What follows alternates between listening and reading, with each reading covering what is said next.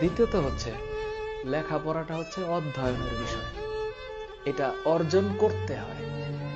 তুমি মনে করো একটা স্প্রিন্টে দৌড় দিচ্ছ, তোমার দৌড় তোমারই দিতে হবে, উসাইন বোল্ট এসে তোমাকে ঘাড়ে করে নিয়ে দৌড় দিবে না।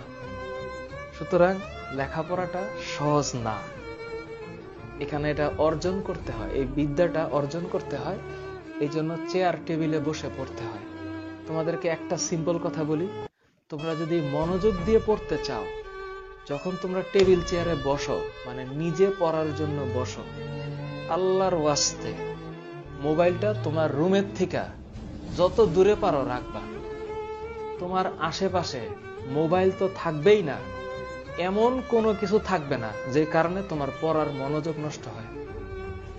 ঘরে ঠিক মতো তোমার যদি একটু ঘরে পড়ার জায়গা থাকে, সেটা শুয়ে হোক, বসে হোক, খাটে হোক, চেয়ার টেবিলে হোক, হাইটা হোক, যেভাবে হোক, পড়ায় মনোযোগ মানে হচ্ছে তুমি যেটা পড়তেছো তুমি সেইটাই চিন্তা করতেছো, অন্য কিছু চিন্তা করবা না।